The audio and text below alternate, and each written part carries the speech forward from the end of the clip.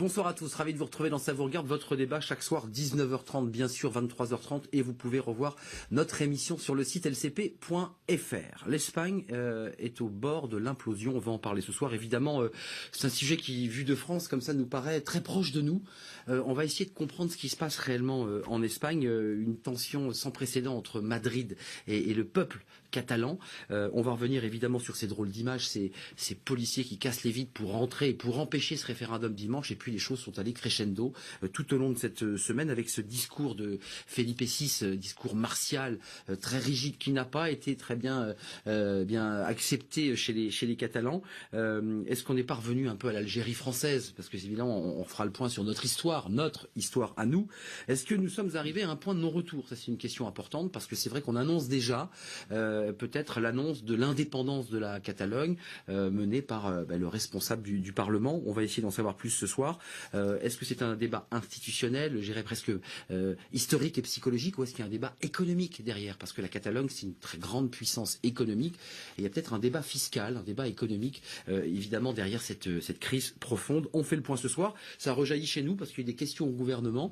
Certains disent même que si la Catalogne quitte l'Espagne, c'est un drame pour l'Europe. Ça pourrait donner envie, évidemment, à d'autres peuples, dans d'autres pays européens, d'envisager, évidemment, la même chose. On en parle ce soir, c'est un débat d'actualité brûlante. LCP.fr, bien sûr, et le JDD, notre partenaire. Pierre-Yves Bournazel, bonsoir. Bonsoir. Ravi de vous accueillir sur ce plateau. Député des Républicains, les constructifs.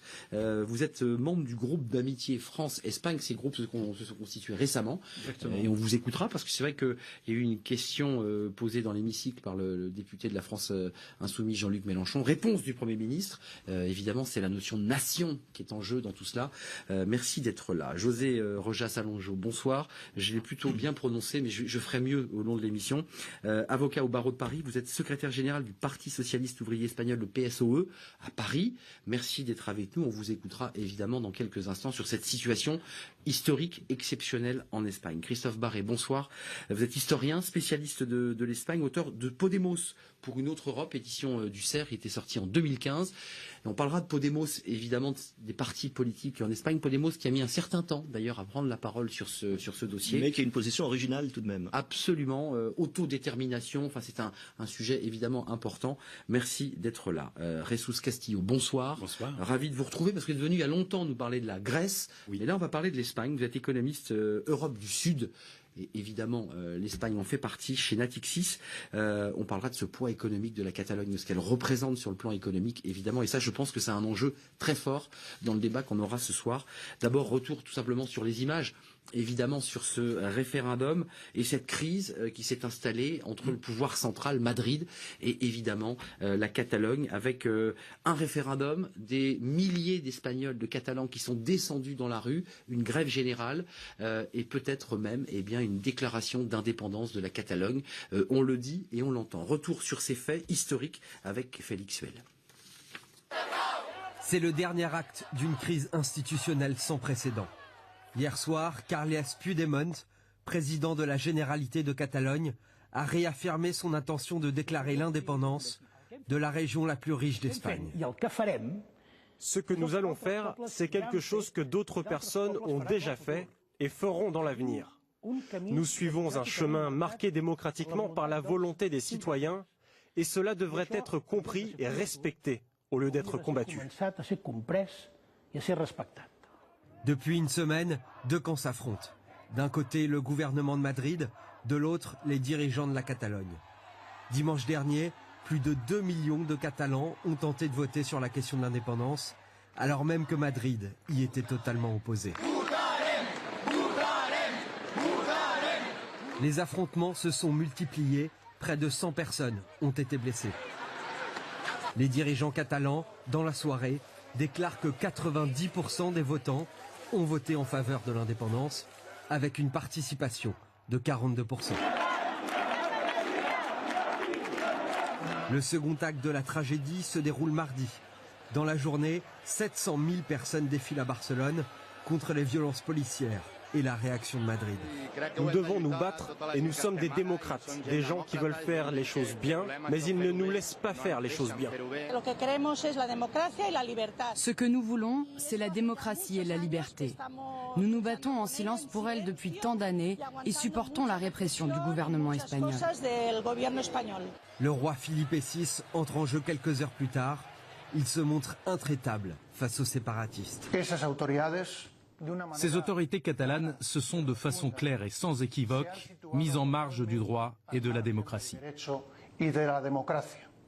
Le lendemain, plusieurs indépendantistes sont convoqués par la police, accusés d'être séditieux. En face, certains invoquent la dictature de Franco, une époque où la langue et la culture catalane étaient opprimées. La situation va encore rapidement évoluer. Le Parlement catalan voulait proclamer son indépendance lundi, mais la justice espagnole vient d'interdire la réunion. C'était il y a quelques heures à peine. Voilà, on va faire de l'histoire, on va essayer nous de comprendre ce qui se passe dans ce pays. D'abord une question à vous, José Roja Alonso. Est-ce qu'on est ce soir potentiellement on entend des séditions dans la Catalogne qui va annoncer son indépendance? Est-ce que vous dites il n'y a pas de retour possible et les Catalans, ces cadres politiques vont aller jusqu'au bout et annonceront leur indépendance? Est-ce que vous le craignez? C'est pas une question de craindre la décision ou pas. Le problème, c'est que tout le processus qui a été enclenché il y a quelques semaines est entaché d'illégalité.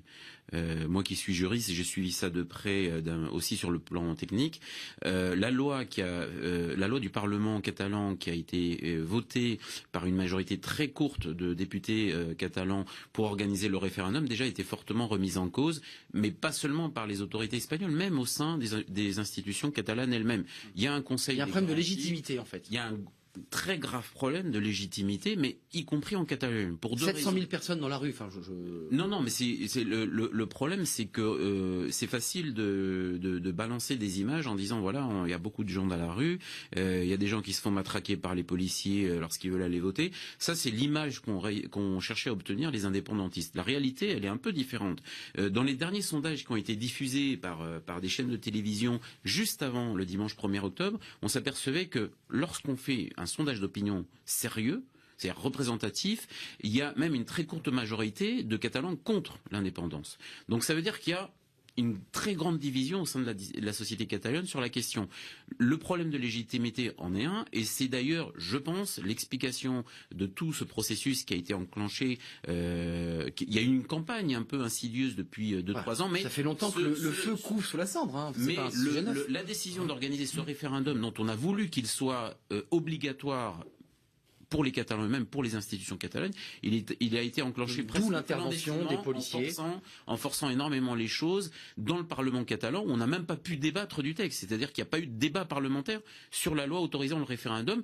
Pourquoi? La vraie réalité en Catalogne, c'est quoi? C'est que quand on regarde les chiffres des dernières élections au Parlement catalan, on s'aperçoit que toutes les forces indépendantistes deviennent en fait minoritaires en termes de voix et de députés.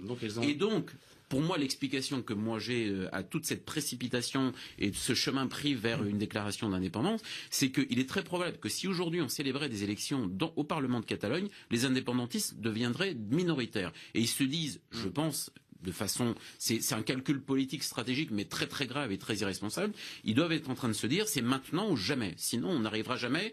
On a vu ce qui s'est passé en Écosse. Ils doivent se dire, on n'obtiendra peut-être jamais réellement l'indépendance si on a une vraie campagne électorale, un vrai débat politique ouvert en Catalogne et en Espagne sur cette question-là. Christophe Barré, je donne la parole à Pierre-Yves Bournazel parce que évidemment, on a hâte de vous entendre, le député français. Mais vous, l'historien, est-ce que c'est les racines de cette contestation, cette volonté d'indépendance, d'autodétermination, elle prend ses racines, vous qui êtes historien, dans cette espèce de difficulté entre les républicains qui étaient à Barcelone et le pouvoir franquiste? Est-ce qu'on peut y voir des liens forts de cette nature ou est-ce que je me trompe de débat?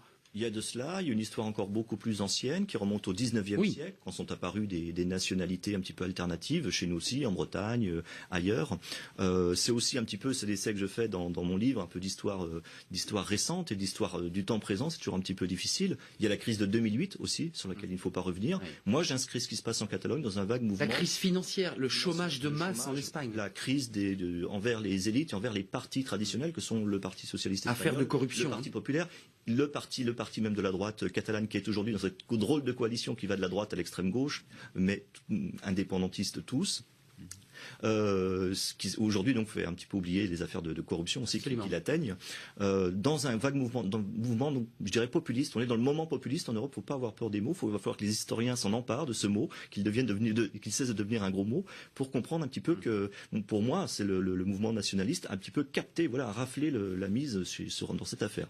En Catalogne, c'est Puigdemont qui a gagné, chez nous c'est Macron, en Catalogne c'est Puigdemont, voilà, qui prend le président de la Généralité. Juste un mot, vous dites, oui, effectivement, il y a quand même des racines. C'est vrai que la Catalogne est arrivée sur le tard en Espagne, on l'oublie, mais sur le fond historique, ces morts républicains à Barcelone, ces combats terribles. Alors, c'est très compliqué parce que vous avez aussi des gens de gauche aujourd'hui, de la gauche espagnole, qui disent mais les avions fascistes, on les avait aussi au-dessus de Madrid. Il n'y a pas que Barcelone qui a été bombardé pendant la guerre civile, Madrid aussi. Simplement, bon, c'est vrai que c'était le dernier réduit de la Catalogne. C'est de là que sont partis presque toute une génération de Français qui aujourd'hui ont des racines espagnoles. Ça joue pas tant que cela. Ce qui compte, c'est le sentiment un petit peu d'être maltraité par l'Espagne, par les Castillans. Colonisé, j'ai lu. Oui, Madrid nous a colonisés. Parce que bon, la Catalogne, elle a jamais été indépendante. Elle est arrivée en Espagne par la couronne d'Aragon, et donc ça, il y a tout un récit, bien entendu. Un peuple prétend se construire. Bon, je n'ai rien contre. Une langue, la marche de l'histoire. Une langue, une histoire. Le catalan est en train de se construire. Mais il réinvente un récit national. Est-ce que vous savez que M. Puigdemont est, pour un petit peu la propagande officielle, le 130e président de Catalogne. Le premier, c'était le chef, un petit peu le président des élus du tiers-État, ce qu'on aurait appelé chez nous le tiers-État. Il n'a pas une sonorité espagnole, M. Puigdemont. C'est intéressant, nous qui sommes français, on n'a pas la consonance espagnole. Il n'y a pas de tendance, il n'y a pas de connotation ethnique, c'est peut-être la seule chose qu'on peut citer. Pierre-Yves Bournazel, député de la République française, ces images, ces événements dont objectivement ce soir, vous serez d'accord avec moi pour dire qu'on ne sait pas vraiment où cela va aller, est-ce qui vous inquiète ? Bien sûr que ça nous interroge en tout cas sur la situation de l'Espagne, qui est une nation amie, partenaire de la France, avec des liens historiques et des liens économiques extrêmement forts, et puis j'allais dire des liens d'amitié chaleureuse. Et donc nous on a envie que forcément l'Espagne aille bien. Je crois qu'il y a eu un problème en amont d'abord. Un problème en amont puisqu'on est à un résultat quand même qui est compliqué. C'est pas à moi de départager les responsabilités. Je vois qu'il y a eu un problème de dialogue entre un gouvernement, un État central qui est légitime pour faire respecter la légalité, mais qui doit aussi entendre des demandes légitimes, peut-être, d'expression nouvelle politique, et notamment ici en Catalogne, où il y a une demande d'indépendance. Le gouvernement n'est pas obligé de suivre la ligne des indépendantistes, mais je pense qu'il y a eu un manquement dans le dialogue et dans la médiation. Et moi, ce que je réclame démocratie et liberté. On a entendu cette femme, elle veut la démocratie, elle veut la liberté. Les deux positions se réclament de la démocratie et de la liberté. Monsieur a dit tout à l'heure, à juste titre, que au gouvernement central, en tout cas l'État-nation, l'État espagnol, veut faire respecter la légalité constitutionnelle, et de l'autre côté on dit liberté, indépendance pour notre peuple catalan. Moi, je respecte les deux points de vue. Ce que je souhaite, ce que nous souhaitons tous, c'est qu'il y ait plutôt une médiation, que tout le monde se remette autour d'une table et discute en bonne intelligence. La médiation réclamée par la Catalogne. Respecter les demandes des Catalans, mais dans le respect des lois constitutionnelles. Car ça paraît insoluble, Pierre-Yves Bournazel, ça marche pas. Si ça peut marcher. Bon, on va en parler. Nous avons eu un certain nombre de sujets à traiter. Nous l'avons connu aussi en France. Bon, quand il y a des demandes et des revendications légitimes, soit on se braque, soit il y a de la tension, et puis il y a des dérives qui peuvent aller effectivement très loin. Mais le but, ce n'est pas d'arriver à une guerre civile. Le but, c'est d'arriver à trouver des solutions. Et des solutions, c'est de remettre tout à plat et que chacun soit capable, pas d'oublier, mais en tout cas de mettre de côté les antagonismes et de discuter des modalités pour que chacun puisse vivre en bonne intelligence. Et moi, ce que je souhaite, c'est que le gouvernement espagnol puisse mettre autour de la table tous les représentants, et même s'il y a un certain nombre de sujets tabous sur lesquels il est difficile d'avancer, que chacun ait le courage de retisser le lien. Parce que quand le lien est rompu, ça devient très dangereux. Et là, face à l'exaspération des populations, eh bien, les choses peuvent dériver. Moi, je ne souhaite pas que les choses dérivent. Ce soir, d'ailleurs, il y a une volonté de médiation de la Catalogne qui a souhaité une médiation et c'était évidemment repoussé d'un revers de main par Madrid, expliquant que la Catalogne devait revenir dans le droit chemin de la loi et qu'ensuite, possiblement, il pourrait y avoir un dialogue pour éclairer ce que vous nous dites. Jésus Castillo, vous représentez, je dirais, la banque.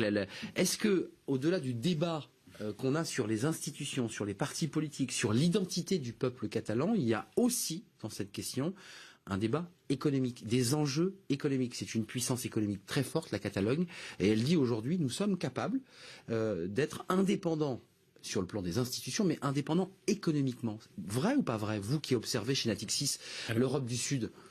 Alors, c'est vrai que quand on regarde, on prend une photographie de l'Espagne et puis on regarde ce que représente la Catalogne, c'est la région la plus riche. C'est à peu près 20% du PIB, c'est 25% des exportations espagnoles qui partent de Catalogne. Si on regarde le tissu industriel et entrepreneurial, 40% des entreprises de plus de 200 salariés sont en Catalogne.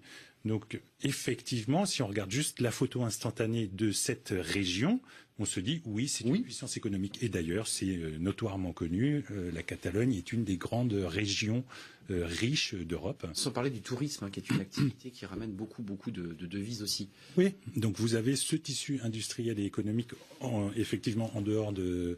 Mais ça, c'est une réalité qu'on ne peut pas transposer. On ne peut pas simplement se dire, tiens, on va poser une frontière entre cette région et le reste de l'Espagne et dire, ça va fonctionner comme avant.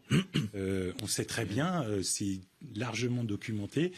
Chaque fois qu'on pose une frontière quelque part, on crée des coûts de transactions supplémentaires. Et on le voit avec le CETA, avec le TAFTA qui va arriver. Voilà. Donc pourquoi donc des États européens ont créé un marché unique européen si ce n'était améliorer, libérer la circulation des produits sur un territoire. Donc vous dites qu'il y a un risque économique, c'est-à-dire qu'ils ont une force de frappe économique qui leur permettrait d'être indépendants, mais dès lors qu'on met un mur, c'est-à-dire des frontières, ça affaiblirait la Catalogne. Oui, on ne peut pas dire que toute chose égale par ailleurs, ça va continuer à fonctionner de la même façon. Et puis on ne peut pas imaginer que le reste de l'Espagne et le reste de l'Europe ne prendra pas des mesures de rétorsion, entre guillemets, contre cet État indépendant qui, par ailleurs, serait hors de l'Union européenne et hors de la zone euro. C'est ce que nous disent les institutions européennes aujourd'hui. Ils se retrouveraient comme les Britanniques, finalement, à leur manière. Encore dans une situation peut-être encore plus délicate, parce que les Britanniques aujourd'hui ont une monnaie, mais quid de la monnaie catalane? On nous en a pas parlé. Je veux dire, aujourd'hui, dans le récit... Il faut frapper la monnaie, oui, bien sûr. Dans le récit qu'on nous raconte sur l'indépendance de la Catalogne et ses bienfaits, on oublie, on écarte un certain nombre de sujets. Juste un petit mot, parce qu'on va entendre Felipe VI qui s'est exprimé. Ce discours a été très très mal reçu en Catalogne, un discours extrêmement martial, rigide, refixant les cadres. Juste un petit mot, Christophe Barré. Une nation, parce qu'on l'apprend dans les livres d'école, une nation, là on parlait d'économie, coupe franche, oui, potentiellement elle peut avoir la puissance de feu économique. Est-ce qu'elle peut se revendiquer nation, la Catalogne? Alors maintenant, il y a un concept qui a été imposé par Podemos, je suis navré de le dire, qui est importé d'Amérique latine, qui est celui de plurinationalité, qui était utilisé en Bolivie par donc le parti qui a pris le pouvoir là-bas, et qui tel quel a été digéré maintenant, y compris par Pedro Sanchez, qui parle de cette Espagne plurinationale. Donc plurinationale, ça veut dire une nation de nations. C'est le concept maintenant qui est défendu. Là, c'est pour vous dire qu'on est vraiment que les choses bougent, qu'on est dans un moment historique.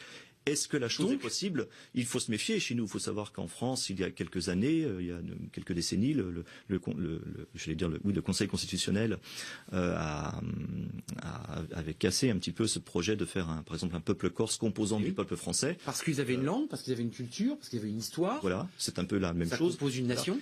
Tout dépend de ce qu'on met dans la nation, bien sûr, dans le terme. Pedro Sanchez s'empresse de dire après, attention, nation, mais une nation culturelle, bien sûr. On ajoute l'adjectif culturel. Il faut bien sûr ne pas se tromper dans le concept, parce que c'est vrai qu'on le sait depuis la Yougoslavie qu'une erreur dans le concept, c'est peut-être des dizaines de milliers de morts 20 ou 30 ans après. Donc là, effectivement, alors qu'on renégocie la carte peut-être constitutionnelle espagnole, il va falloir faire bien attention à ce que l'on dit. Roger Salongeau, vous en pensez quoi, vous, de cette notion de nation? Parce qu'il y a quand même, et on va faire de la politique après avoir entendu le roi Felipe VI, mais c'est transversal aux partis politiques, le débat qu'on va avoir ce soir. Vous dites quoi? La Catalogne n'a pas à revendiquer le mot nation, Alors, attention. Pourtant, certains disent, on a une langue, on a une culture, on a une économie, on pourrait battre la monnaie. Nous pourrions être un État à part entière. Nous pourrions faire beaucoup de choses avec des si, on refait le monde, mais la question n'est pas vraiment là. Je crois qu'il faut s'arrêter quand même à la réalité des choses et voir ce qui se passe. L'Espagne, c'est l'un des pays les plus décentralisés au monde. Il faut le savoir, ça n'a rien à voir avec l'État centralisé français, par exemple. Ce qui se passe aujourd'hui en Espagne est très difficile à comprendre, d'une part aussi à cause de ça, c'est-à-dire que on est dans un État de droit. L'Espagne, c'est une démocratie avec des règles de droit, avec une constitution que les indépendantistes catalans ne veulent pas respecter, mais c'est une constitution, c'est un texte qui a été voté par référendum en 78 aussi, qui est tout à fait admis et considéré comme un modèle de constitution, parce que tout simplement parce qu'elle est très tardive en 78, elle a recueilli des éléments des constitutions qui étaient déjà votées avant elle, notamment de la loi fondamentale allemande. Donc un texte assez moderne et qui reconnaît, la Constitution espagnole reconnaît la personnalité, l'originalité déjà des trois régions traditionnelles espagnoles avec une forte personnalité, la Catalogne, le Pays Basque et la Galice. Aujourd'hui, on a des régions. On va parler du Pays Basque. On a des régions. Pas les nations, mais les nationalités sont reconnues. Voilà. Alors, apparaît dans la exactement. Donc, il y a une reconnaissance. Il y a une reconnaissance des cultures basques, catalanes et galiciennes, dans le sens où aujourd'hui, on a des compétences des régions très développées, notamment en Catalogne. C'est-à-dire que la Catalogne, c'est une région qui a deux langues officielles, le catalan et l'espagnol. On fait la promotion de la langue catalane à tous les niveaux. Voilà, c'est connu de tout le monde, notamment des étudiants Erasmus quand ils vont à Barcelone, ils sont très surpris parce qu'ils vont parler espagnol et on les oblige à écouter les cours en catalan. Je ne cache pas que c'est un peu perturbant, c'est vrai. C'est perturbant, mais voilà. Ou un professeur d'université qui veut donner des cours à Barcelone, et bien il doit parler exactement. Et pour être fonctionnaire en Catalogne, lorsqu'on connaît la langue catalane, on a des points supplémentaires au niveau des concours publics. Donc c'est des choses qu'il faut savoir. Donc quand on nous dit la Catalogne est colonisée par l'Espagne, non, ça c'est la légende. On l'entend. C'est vraiment plus que de la caricature, ça n'a rien à voir avec la réalité. Aujourd'hui, la vraie réalité, c'est qu'on a une situation de tension qui a été provoquée, qui n'est fondée que sur du vent et probablement que sur des susceptibilité mal placées de certains, notamment du président Puigdemont. Puigdemont, il a toujours été indépendantiste, il l'a jamais caché. Oui, il est arrivé là, ce poste de président de Catalogne, un peu par défaut, parce qu'un des partis qui soutenait le gouvernement, la CUP, a refusé de continuer à soutenir Artur Mas, l'ancien président de Catalogne. Donc, pour des raisons de scandale de émergence de Puigdemont, lié au scandale. On en parlait. Et qui font beaucoup paraître la situation de la Catalogne à celle du PP de Rajoy, parce qu'on a les mêmes scandales de corruption. Oui. Et d'ailleurs, curieusement, le parti de M. Puigdemont a changé de nom. Vous voyez, je ne veux pas offenser mon interlocuteur, c'est un peu ce qu'on a fait avec le RPR et l'UMP. Ouais. Quand on a une mauvaise image, on a tendance à changer de nom, ça efface un petit peu. On le fait aussi pour les entreprises d'ailleurs, évidemment. Un petit mot, Pierre-Yves Bournazel, et on va entendre le roi. D'abord, c'est un sujet très complexe. La nation, disait Renan, c'est un plébiscite de tous les jours. C'est une volonté de vivre ensemble. Bon, et là on voit bien que parmi les Catalans, il y a ceux qui veulent vivre uniquement avec les autres Catalans et créer la nation catalane, et puis il y a ceux qui sont catalans mais qui ont envie de rester dans l'État-nation espagnol. Donc c'est un sujet extrêmement complexe. Mais moi j'évoquerai le sujet par le sport. Vous prenez un grand joueur comme Iniesta, qui joue au FC Barcelone. On le soutient. C'est un club quand même qui rayonne partout en Europe et dans le monde. Et en même temps, il joue dans l'équipe nationale espagnole. Donc, vous voyez ce que je veux dire, c'est qu'il y a là une complexité extrêmement forte. C'est-à-dire qu'il y a beaucoup de Catalans qui sont profondément catalans, et j'en connais, mais qui mouillent le maillot pour la nation, mais qui en même temps aiment aussi l'Espagne. Et c'est toute la complexité du sujet, et c'est la raison pour laquelle je crois qu'on ne sortira pas par le haut si on n'est pas capable de remettre tous les acteurs autour de la table, même s'ils sont clairement opposés, même s'ils ont des idées sur la table qui sont complètement contradictoires. C'est autour du dialogue qu'on peut arriver à sortir. Si par exemple on devait aller vers l'indépendance un jour, ça ne se fera pas du jour au lendemain. Ça ne peut pas se faire comme ça ne se décrète pas pour les problèmes que vous avez évoqués, des problèmes économiques et politiques ou institutionnels ou même européens. C'est des choses qui se négocient dans la durée. Et en revanche, si on n'allait pas vers l'indépendance, il y a peut-être là aussi, même si l'Espagne est effectivement très décentralisée et que les régions sont très autonomes, et particulièrement la Catalogne, il y a peut-être d'autres points à discuter et à négocier. En tout cas, c'est pas en étant sur des positions dures et fermes de côté qu'on vous poussez à la médiation, et je le redis, la médiation n'est pas arrivée encore dans l'oreille de Madrid. Écoutez le roi Felipe VI. Ce discours a été évidemment entendu, écouté en Catalogne, un discours qui a eu lieu mardi. Écoutez le roi Felipe VI, et puis on entendra évidemment M. Puigdemont, dont on a parlé tout à l'heure, qui immédiatement a répondu. Écoutez. Es responsabilidad de los legítimos poderes del Estado. C'est la responsabilité des pouvoirs légitimes de l'État d'assurer l'ordre constitutionnel et le fonctionnement normal des institutions, l'État de droit et l'autonomie de la Catalogne, sur la base de la Constitution et de son statut d'autonomie. Voilà la rigidité du roi Felipe VI. Et puis écoutez M. Puigdemont le lendemain qui réagissait dans un très long discours. Écoutez-le. Le roi adopte le discours et les politiques du gouvernement de Mariano Rajoy qui ont été catastrophiques pour la Catalogne et ignore délibérément des millions de Catalans qui ne pensent pas comme eux. Nous n'avons reçu aucune réponse positive de l'État des options de médiation que nous avons mises sur la table. Et je pense, avec toute sincérité, que c'est une grande irresponsabilité de ne pas accéder aux exigences que d'autres personnes d'ici et de l'extérieur de la Catalogne ont envoyées. L'État, pour résoudre ce problème, devrait utiliser la politique et non la police.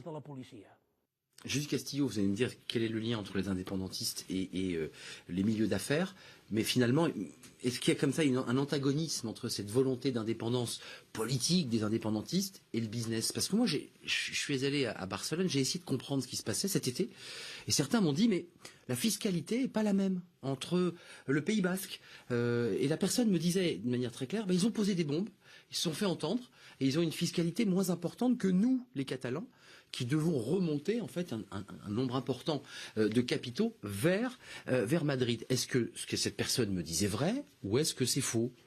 C'est un petit peu complexe cette question-là parce que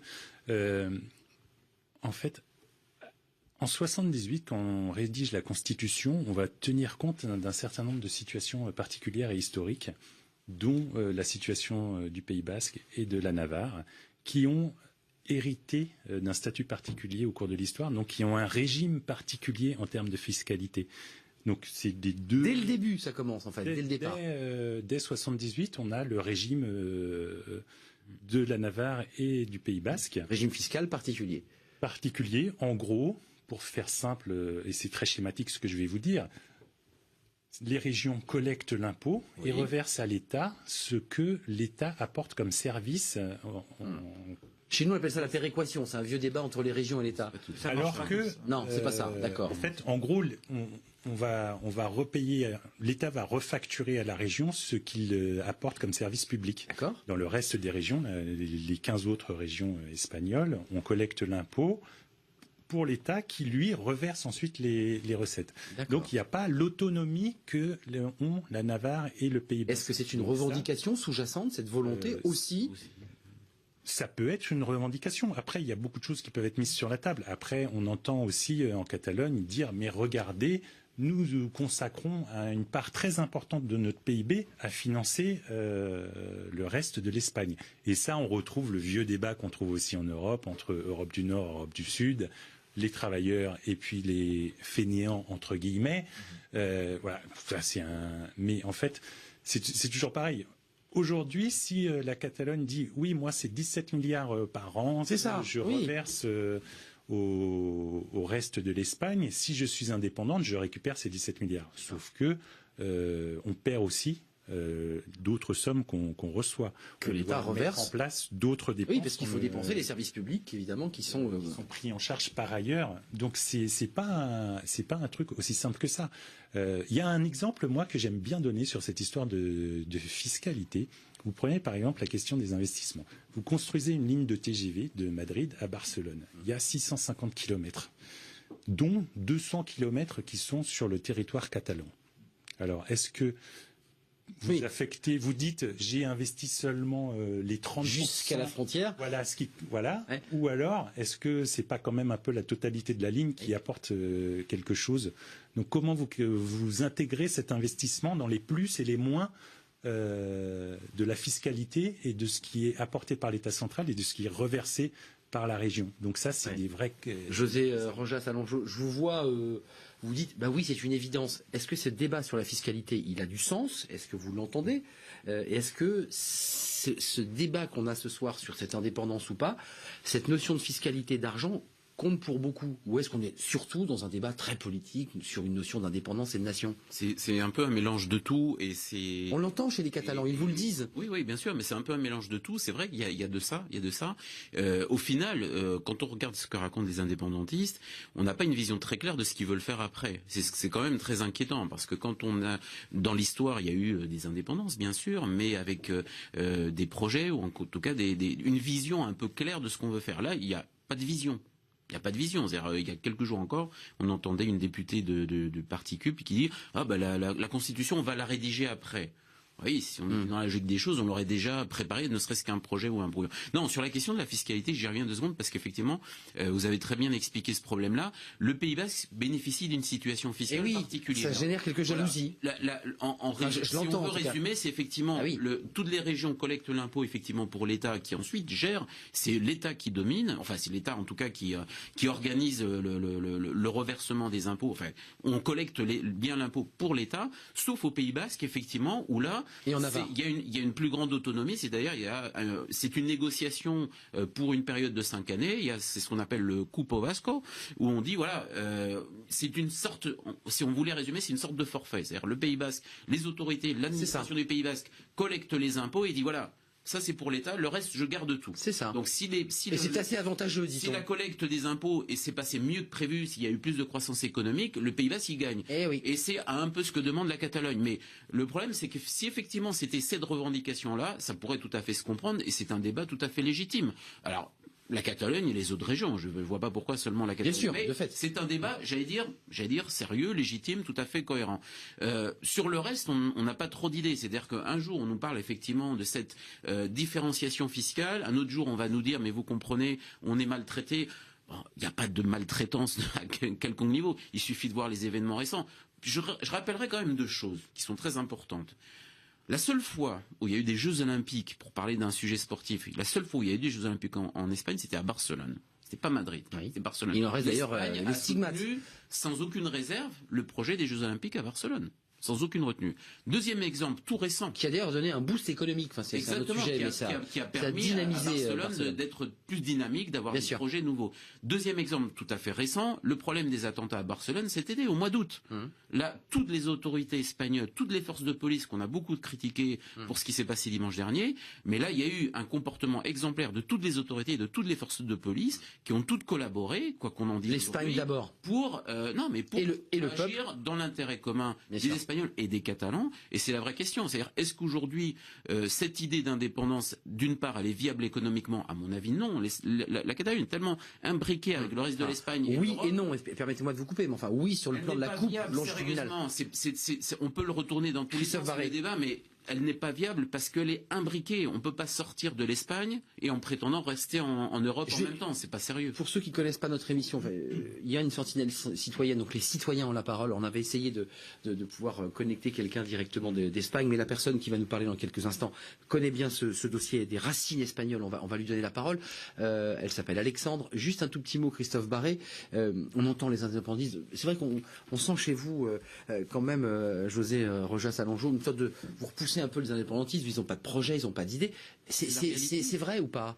Est-ce que tout ça est si mal organisé ou est-ce qu'il n'y a pas comme ça une volonté politique profonde de faire bouger les lignes? Il y a beaucoup de débats entre économistes espagnols. Enfin, certains disent effectivement, si l'indépendance était déclarée demain, il y aurait peut-être un petit surplus budgétaire, mais combien de temps ça durerait? Si on commence à voir aujourd'hui sur les réseaux sociaux pour la première fois des appels au boycott de produits catalans par le reste de l'Espagne, donc quelles seront les parts de marché disponibles pour les Catalans en Espagne, on ne sait pas. Oui. D'où l'importance quand même du discours du roi, parce qu'on parlait de la médiation. Il y a quelqu'un dans la Constitution espagnole qui est médiateur. Pas de médiation ce soir, pour l'instant, il n'y a pas de... Mais n'empêche que le roi quand même, dont le Premier ministre écrit les discours, parce qu'on est dans une monarchie constitutionnelle en temps normal, donc il inaugure les chrysanthèmes, il n'a pas à trancher les conflits, sauf dans les cas extrêmes, mais on y arrive. Et là, il parle. Moi, j'étais surpris hier de voir Puigdemont consacrer plusieurs minutes de son discours au roi. Il aurait pu un petit peu le condamner, puis simplement. La médiation, Ada Colau, la maire de Barcelone, a appelé à une médiation.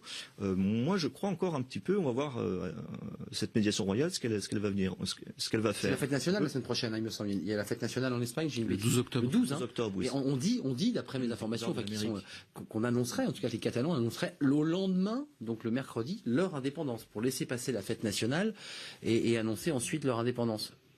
Mais c'est-à-dire que il y a pour finir avec cela, bon, le roi était un peu sous le PP s'est caché un petit peu derrière les juges, c'est un petit peu caché derrière le roi hier, c'est l'impression qu'on avait.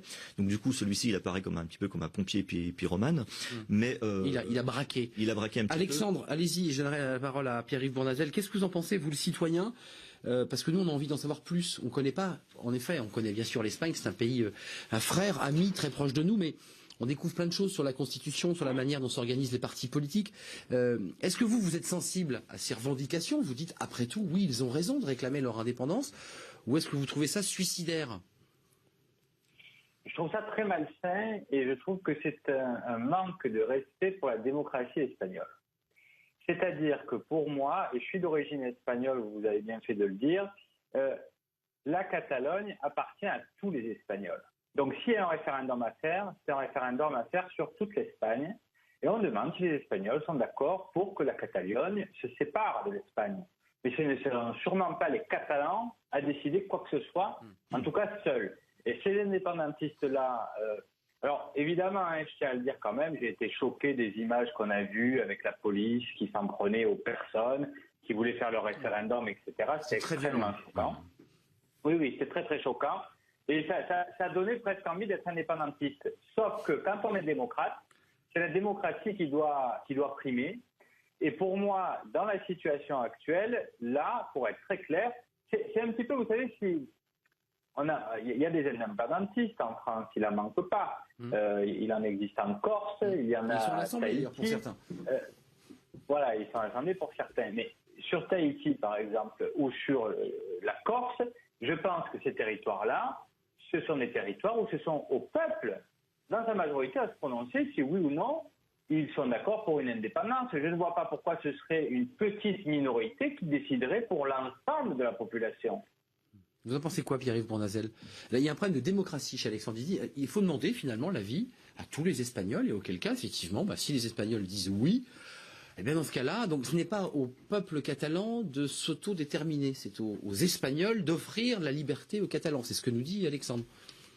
Probablement, dans un état de droit, dans une nation, c'est à l'ensemble de la nation et du peuple de cette nation à se prononcer sur une question à partir d'un véritable débat dans lequel les Catalans peuvent aussi peut-être exprimer leurs préférences. Mais ce n'est pas à moi d'interférer.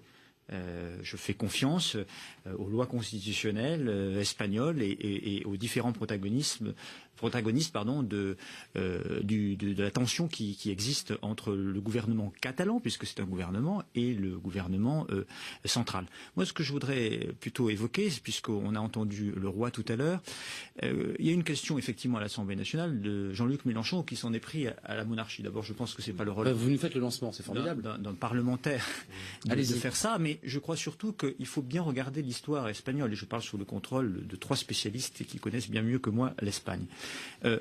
En 1981, en tout cas c'est des leçons d'histoire, c'est quand même le roi qui empêche le putsch militaire, et que donc il a été là, celui qui a eu un temps d'avance et qui a protégé la démocratie et qui a été une sorte de médiateur et de rassembleur. Le roi doit redevenir le médiateur. Je pense, en tout cas c'est qu'un avis personnel, que le roi doit revenir un médiateur. La capacité d'un médiateur, c'est la capacité d'écouter tout le monde, d'entendre les avis les plus contradictoires et d'essayer d'apaiser les tensions pour permettre de trouver des solutions durables. Alors, question au gouvernement, vous l'avez annoncé, effectivement, oui. Jean-Luc Mélenchon, je l'avais évoqué tout à l'heure dans l'introduction de l'émission, et c'est une réponse du Premier ministre, justement, parce que ce débat, évidemment, et on va avoir le débat sur l'Europe, parce que certains pays européens, même des députés, comme Manuel Valls, expliquent eh bien que si la Catalogne devenait indépendante, mais c'est l'Europe tout entière qui serait en danger. Écoutez cette question posée au gouvernement. Monsieur le Premier ministre, c'est notre devoir comme nation républicaine de tendre la main fraternellement à la nation espagnole et de proposer notre médiation car il ne saurait être question qu'une question de cette nature dégénère et vienne pour finir affecter la patrie républicaine des Français. Nous sommes non seulement géographiquement, mais amicalement près de l'Espagne. Et je fais confiance à Madrid pour, en consultant l'ensemble des forces politiques représentées au Parlement, comme s'y est engagé le président du Conseil, renouer ce fil du dialogue sans lequel il ne peut y avoir de solution durable dans l'intérêt de l'unité et du développement de notre ami l'Espagne. Christophe Barré, la nation avant tout, on entend évidemment un discours identique d'ailleurs à celui que vous tenez sur le plateau. Il faut renouer les fils du dialogue, il faut parler, se mettre autour de la table. Ce soir, on a le sentiment évidemment que la Catalogne et Madrid sont dos à dos. Est-ce que vous pensez que ce débat catalan, le débat qu'on a ici, j'imagine que dans d'autres télévisions européennes, ce débat est équivalent, peut donner des idées à un certain nombre de peuples, considérant qu'ils ont eux aussi droit à leur autodétermination?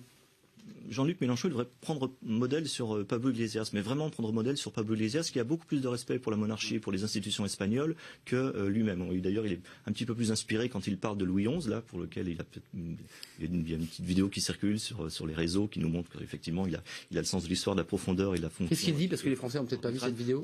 Il reconnaît un petit peu la construction de l'État. Ça s'est fait aussi, voilà, autour de figures comme ça qui se sont imposées. Bon, la monarchie d'aujourd'hui n'a plus grand-chose à voir avec celle du Moyen-Âge, justement. Mais enfin, c'était intéressant. Ce qu'il faut, c'est effectivement, c'est cette médiation qui s'impose.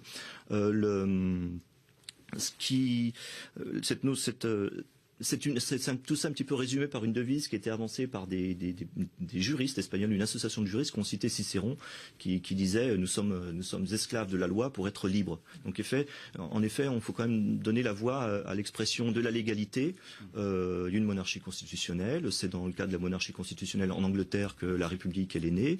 Est-ce qu'il n'y a pas une remise en question de la constitution, du modèle espagnol par un certain nombre d'indépendantistes catalans qui disent ce modèle, on n'en veut plus, cette monarchie constitutionnelle, on en veut plus. C'est là l'erreur de Mélenchon, c'est la confusion de Mélenchon qui mélange modèle institutionnel et modèle territorial. C'est le modèle territorial dont il est question en Espagne. Les socialistes prêchant. Donc ils ne remettent pas en cause cette monarchie constitutionnelle, les racines même de cette Espagne. Même pas. Dans le programme de Podemos, il n'y a pas le passage à la République, par exemple. Ils sont beaucoup plus décents que Jean-Luc Mélenchon. J'ai le sentiment comme qu'il y a un ferment de renverser la table. Très ferme. Mais ce sont de fins politiques. Pierre-Yves Van Hazel. J'ajouterais juste un point, c'est que je pense que ce n'est pas à la France, aujourd'hui, d'être médiateur. L'Espagne est une nation amie, démocratique. À elle, évidemment. C'est à elle d'organiser la médiation nécessaire pour trouver les solutions dont je parlais tout à l'heure, des solutions durables. Bon, après, ça n'empêche pas de réfléchir sur les conséquences. Si le conflit devait perdurer et devait encore un peu plus se tendre, sur les conséquences que ça peut avoir en Europe pour d'autres formes de nationalisme et de revendications de régions fortes. Ça, c'est un autre sujet. Mais je ne comprends pas la position de Jean-Luc Mélenchon, parce que ça voudrait dire que l'Espagne devrait avoir une tutelle. Ça voudrait dire que l'Espagne n'est pas capable. Moi, je fais confiance aux gouvernants espagnols dans l'intérêt général et à leur capacité, avec le gouvernement catalan, avec le peuple, de pouvoir faire avancer un certain nombre de causes. Vous avez parlé de situation fiscale et économique tout à l'heure. Il y a peut-être en fonction des régions, sentiment d'inéquité ou d'inégalité. Peut-être qu'il faut que sur ces sujets-là, mais c'est pas à moi de le dire, on avance, enfin que le gouvernement espagnol avance et donne davantage encore, cette fois, d'autonomie, de liberté au gouvernement catalan. Mais ça, c'est pas à moi de le dire, ce n'est pas au gouvernement français ou au législateur français de le dire, c'est à ceux qui sont en responsabilité en Espagne et en Catalogne de le faire. Est-ce qu'il peut y avoir des alliances, des coalitions entre le PSOE, entre Podemos, afin de pouvoir réinventer quelque chose, de réenchanter un peu la politique espagnole? Est-ce que ce sont des négociations que vous avez? Puisque Rajoy est contesté par le PSOE. Mais bien sûr que Rajoy est contesté, parce que alors on est en train de parler de gens. Moi, j'ai aucune admiration pour Rajoy, et pour cause, parce que je pense qu'il arrive là à son seuil maximum d'incompétence. Mais il est évident qu'il a été élu. Enfin, il y avait une crise institutionnelle profonde. Il n'y avait pas de majorité, ça a duré des mois. Bien sûr, mais la faute à qui? Alors, j'entends mon interlocuteur qui célèbre l'intelligence politique de Podemos, etc. Mais la vraie réalité, et c'est le gouffre dans lequel se sont engouffrés les indépendantistes, c'est que depuis 2016, on a un président du gouvernement, puisque c'est comme ça qu'on l'appelle, Rajoy, qui est minoritaire au Parlement, et qui aurait dû être renversé par une alliance des partis de gauche, alliance qui avait été proposée par le PSOE et dont Podemos n'a pas voulu. Donc, c'est un peu là aussi le pompier pyromane. On ne peut pas se plaindre d'un comportement de Rajoy qui est manifestement dans cette affaire mais sans trouver l'alternative, responsable, alors qu'on refuse de présenter une alternative. Les socialistes en Espagne, ce qu'ils ont fait, c'est proposer une troisième voie. C'est la voie fédérale. Je pense que c'est comme beaucoup et comme toujours dans l'histoire, c'est souvent vers le Parti socialiste espagnol que tout le monde se tourne. En 2016 pour avoir une majorité alternative et aujourd'hui pour trouver une solution. Le Parti socialiste qui a été à Barcelone par exemple très longtemps le premier parti. On a eu très longtemps un maire socialiste à Barcelone. Aujourd'hui ce qu'on propose c'est quoi? C'est d'abord de se calmer, de s'asseoir autour d'une table et de dialoguer. Ce que n'a pas fait Rajoy et ce que n'a pas fait Puigdemont. Mais est-ce que là, il n'est pas obligé finalement de... Oui, bien sûr. Et on a la sensation un peu que Puigdemont s'emballe et avec ses alliés parce que tout le monde le pousse vers le chemin de l'indépendance, alors que rien n'est prêt, rien n'est préparé. Il n'y a pas de viabilité à court terme de l'indépendance de la Catalogne. Donc, il y a ce qui est viable, c'est une réforme territoriale. Comme on l'a toujours fait en Espagne, en négociant. Et une réforme de la fiscalité, peut-être. Une réforme de la fiscalité. Vous voyez qu'on y revient à la fiscalité. Mais tout est c'est le nœud de la guerre. Mais tout est envisageable. Et c'est d'ailleurs, pour les téléspectateurs français qui l'ignorent, c'est un peu la vieille tactique des dirigeants catalans jusqu'à très récemment. C'est-à-dire, on a eu un Jordi Pujol qui était le président de la Catalogne pendant des années. Chaque fois, pratiquement chaque année, on va dire, il négociait avec le gouvernement de Madrid en essayant de tirer des avantages. Il profitait du nécessaire soutien parlementaire de ses députés à Madrid pour dire au gouvernement de Madrid, moi je vous soutiens, mais attention, il faut une contrepartie. Et ça s'est passé comme ça pendant très longtemps. Et le discours qu'on a aujourd'hui est totalement de rupture, alors qu'il devrait être dans cette continuité de dialogue, de construction. Et d'ailleurs, point important aujourd'hui, on voit au Pays basque espagnol, la position du gouvernement basque et du gouvernement catalan, en quelques années, s'est inversée. Alors on nous dit, c'est vrai qu'on va nous dire, oui mais vous comprenez, au Pays basque on posait des bombes. Oui, mais c'est ce que j'ai dit tout à l'heure. Si ça justifie tout, le rapport de force. Non mais c'est pas ça, c'est que la réalité aujourd'hui, c'est les dirigeants basques qui se rendent compte, et ils l'ont dit, les gens du Parti nationaliste basque, qui il n'y a pas très longtemps voulaient faire ce que fait le gouvernement catalan aujourd'hui, c'est-à-dire aller vers une déclaration d'indépendance. Très clairement, aujourd'hui, le président du gouvernement basque, Urkullu, il y a quelques semaines à peine, disait, écoutez, faut arrêter la solution de l'indépendance du Pays basque, sous-entendu comme celle de la Catalogne, c'est pas viable.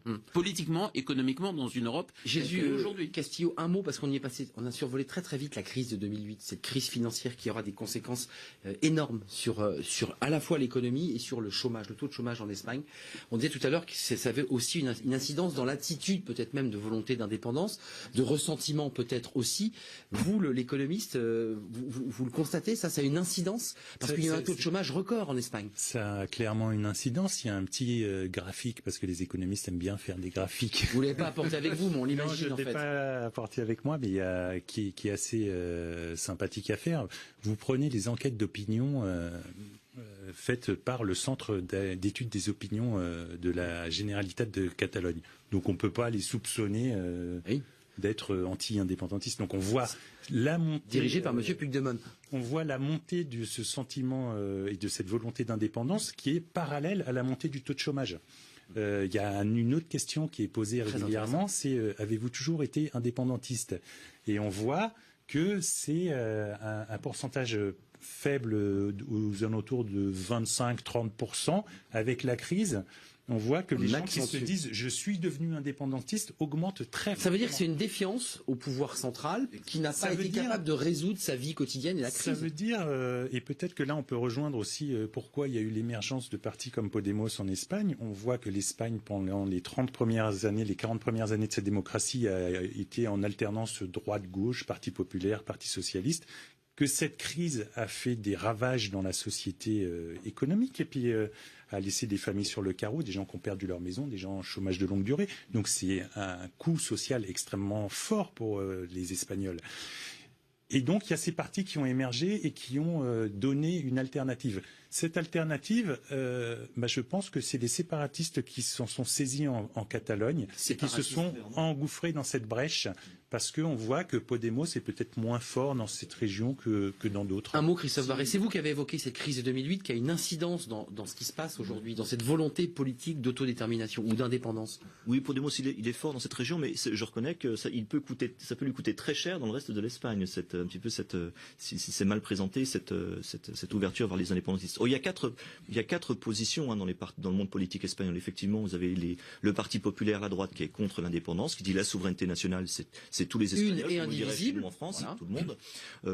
Donc les indépendantistes qui eux disent qu'il y a un peuple catalan, c'est ce que l'on racontait au début. Et puis entre les deux, le Parti socialiste qui présente l'hypothèse de la fédération, qui me semble la plus probable, et Podemos qui se cherche un petit peu. Mais qui a hésité. Pourquoi l'hésitation de Podemos? Il hésite parce que il parle de ce qu'il appelle le droit à décider, c'est-à-dire l'autodétermination. On défend les droits civiques, enfin l'expression par les urnes.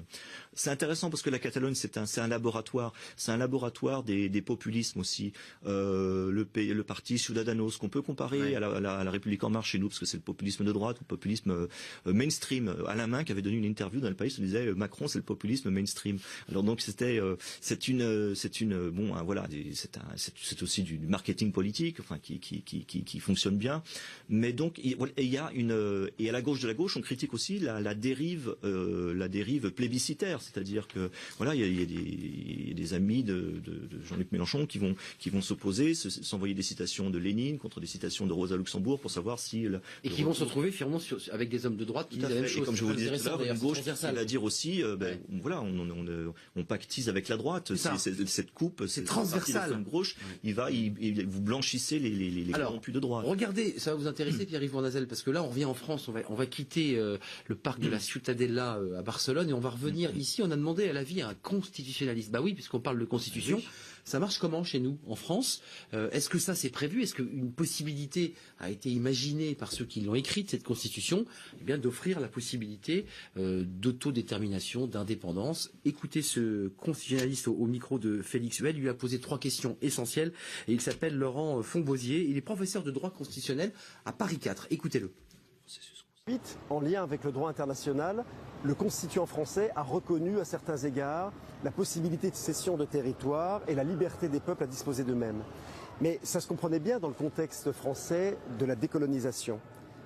Dans ces conditions, le support juridique existait pour que certains peuples, progressivement, certaines populations liées à la France, se détachent du carcan français, en tout cas de l'emprise française. En revanche, ne nous méprenons pas.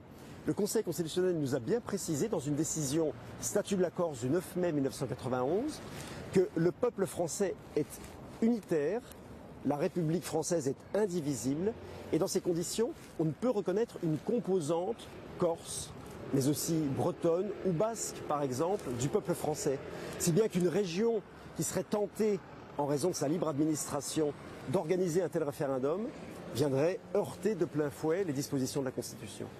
Alors, on a donc des garde-fous, 53, l'article 53 de la Constitution de 1958, qui était revu en 91, à l'époque, pour ceux qui nous regardent, au moment où les Corses avaient ces velléités de se détacher, de se couper de la France. Donc on est dans un modèle très différent. Est-ce qu'il n'y a pas ce risque? Parce qu'il y a eu quand même des velléités chez les Corses, il y a eu aussi des autonomistes bretons, on s'en souvient. C'est pas possible en France, on n'a pas le même modèle. Non, c'est pas le même modèle. Mais moi je suis attaché à la République une, indivisible et laïque, c'est très important, mais ça ne veut pas dire qu'on ne fait pas confiance au territoire. Je crois à une République décentralisée, qui fait confiance au territoire sur des questions très pragmatiques, développement économique, au plus près du terrain, au plus près de l'entreprise, sur le développement, sur l'aménagement. Il ne faut pas avoir peur de confier des responsabilités à nos territoires. Dire qu'une république est une, indivisible et laïque, ça veut dire qu'il y a un certain nombre de valeurs, un corpus qui fait qu'on rassemble tous les citoyens sans distinction d'origine, sans distinction de conditions sociales, d'âge ou de territoire. On a les mêmes droits, l'égalité des droits. Ça, c'est un acquis très fort de la Révolution, c'est un acquis très fort porté par la République, mais ça ne peut pas être en contradiction avec la volonté d'aller au plus près du terrain, de confier des responsabilités. Il faut que l'État n'ait pas peur de confier, de diffuser la responsabilité. donner de la liberté. On a décentralisé Pierre-Yves Bournazel à plusieurs reprises en bien France. sûr, mais on peut davantage décentraliser un certain nombre de compétences, à condition de confier avec cette liberté de la responsabilité des différents acteurs de terrain. Je vous ai vu sensible à l'argument tout à l'heure de l'idée de lorsqu'on est en crise économique, lorsqu'un peuple souffre sur le plan économique, il a des velléités d'indépendance ou en tout cas de contestation forte du pouvoir. Oui, bien sûr, mais c'est ça, important je l'entends, puisque de toute façon, quand il y a une identité comme ça, il y a une situation de crise, une situation de tension, par définition, si les problèmes ne sont pas résolus, on va chercher un responsable. Bon, et évidemment, celui qui gouverne est jugé à juste titre ou non comme responsable. Et donc, il appartient aussi, effectivement, au gouvernement d'agir dans l'intérêt général et de pouvoir trouver des solutions aux problèmes qui minent nos sociétés européennes. Le chômage de masse, la concentration des difficultés dans un certain nombre de quartiers, l'ascenseur social qui peut être en panne, la question du mérite. Donc un refus d'aller voter, par exemple, ou de tourner le dos aux politiques. Ce qui bien sûr, c'est la montée des nationalismes, du populisme. Et des populismes. Qui touche beaucoup de pays, sans mélanger tous les sujets ce soir, et qui touche aussi l'abstention, c'est-à-dire toutes celles et tous ceux qui ne croient plus en la parole publique. À ce système-là. Bien sûr. Et donc, nous avons une lourde responsabilité pour retisser de la confiance. Et retisser la confiance, c'est aussi obtenir des résultats là où l'action publique peut encore faire des choses. Juste un mot chacun, il nous reste 3 minutes, vous avez 1 minute. Jésus Castillo, d'abord, commençons par vous. Est-ce que les marchés, parce qu'on a souvent tendance à regarder lorsqu'on a des crises dans certains pays, de s'intéresser à la bourse, au marché, à l'état du marché, qui sont souvent comme ça des indicateurs très, très fiables finalement. Qu'est-ce que dit le marché? Qu'est-ce que disent les investisseurs de cette crise? Ils s'en inquiètent? Alors, ce qu'on voit dans les évolutions des derniers jours, oui, c'est une inquiétude qui commence à se traduire sur l'évolution des indices boursiers, sur les taux d'intérêt. Jusqu'à maintenant, cette crainte semble être contenue, même si elle est visible. Après, je pense qu'il y a une attente très forte d'une feuille de route pour une sortie de crise. Et si cette feuille de route tarde à venir, donc que les politiques, parce que c'est un problème politique, ne viennent pas à dire voilà comment on va résoudre cette crise, c'est vrai que là, on peut commencer à s'inquiéter un petit peu plus. Un mot chacun. La sortie de crise, vous la regardez comment, vous qui êtes le secrétaire général du PSOE à Paris? C'est quoi les 4 jours qui nous attendent là, qui sont très importants, les 5 jours devant nous? Ces jours qui viennent vont être très importants, effectivement. Aujourd'hui, on a eu une décision du tribunal constitutionnel espagnol, par exemple, qui a suspendu la réunion du Parlement catalan qui était prévue pour lundi prochain, notamment dans le but de faire, de mettre en scène une déclaration d'indépendance. Concrètement, il y aura des policiers autour du Parlement, pour faire simple. On peut craindre, vu l'intransigeance des uns et des autres, que ça va encore générer des difficultés. Moi, je pense que maintenant, il est urgent de se calmer, il est urgent de se mettre autour de la table, et effectivement, avec ou sans médiation internationale, mais je pense que les Espagnols pendant 40 ans n'ont pas eu besoin de médiation internationale. Je pense qu'ils sont capables de le faire maintenant, mais ils ont en face, on a en face de nous dans cette histoire quand même des dirigeants qui sont notoirement incompétents d'un côté et de l'autre. Je pense que la vraie solution, c'est que Rajoy et Puigdemont doivent se mettre de côté et accepter de laisser parler d'autres personnes à leur place. Et c'est pas dans 5 jours, ce n'est pas dans 5 jours. Et de faire attention parce que c'est pas la Catalogne contre l'Espagne ou l'Espagne contre la Catalogne. C'est la Catalogne qui est profondément divisée en deux au jour d'aujourd'hui, où Puigdemont ne leur offre qu'une alternative pour ou contre l'indépendance. C'est pas prendre des gens pour des gens intelligents, c'est leur offrir aucune nuance de réflexion. Il vous reste 30 secondes. L'enjeu, c'est que les gens ne doivent pas perdre confiance dans les institutions. Je crois que Rajoy n'a jamais été aussi fort que jamais parce qu'il y a quand même une union sacrée avec le Parti socialiste sur l'essentiel, l'unité de l'Espagne. Donc ça, politiquement, ça vous n'y croyez pas de tenir. Vous y croyez, vous, à l'indépendance, vous, Christophe Barré, qui avez travaillé sur ce sujet? J'ai pas à y croire. Nous, Français, on a à rester neutre dans cette affaire tant qu'on ne lorgnera pas sur le Roussillon, c'est tout. C'est vrai que c'est un vrai sujet. Et les Pyrénées orientales, évidemment, parce qu'il y a aussi pas mal de députés qui se sont exprimés ici, en France, des Pyrénées orientales, parce qu'évidemment, le pays catalan va jusqu'en France, jusqu'à Perpignan. Merci à vous quatre, c'était un débat passionnant, j'ai appris plein de choses. Merci Jésus Castillo pour Natixis, économiste, on a fait un éclairage très vaste de cette question. Merci à Pierre-Yves Bournazel, député des Républicains constructifs de Paris. Merci d'être venu sur ce plateau. Je vais essayer de bien dire votre nom, et je suis en train de le perdre d'ailleurs. José Rojas Alonso. Voilà, mais je voulais que vous me le disiez avec l'accent espagnol, parce que j'ai pas réussi à le dire, et vous étiez le représentant secrétaire général du PSOE ici à Paris. Christophe Barré, merci, historien, et vous avez travaillé, et vous travaillez encore, j'imagine, sur le mouvement Podemos en Espagne. Merci à vous quatre, merci de votre fidélité, merci à Dany Laforge qui me parlait ce soir dans l'Oreillette, merci à toute l'équipe. Demain, on s'intéresse aux hydrocarbures. Il y a une loi qui a été votée à l'Assemblée nationale. Plus d'hydrocarbures, mais ça sera en 2040 avec quelques petites exceptions et on va les voir évidemment dans ce débat demain soir. Je remercie Alexandre, notre sentinelle, et puis vous qui nous regardez chaque soir. Bonne soirée, à demain.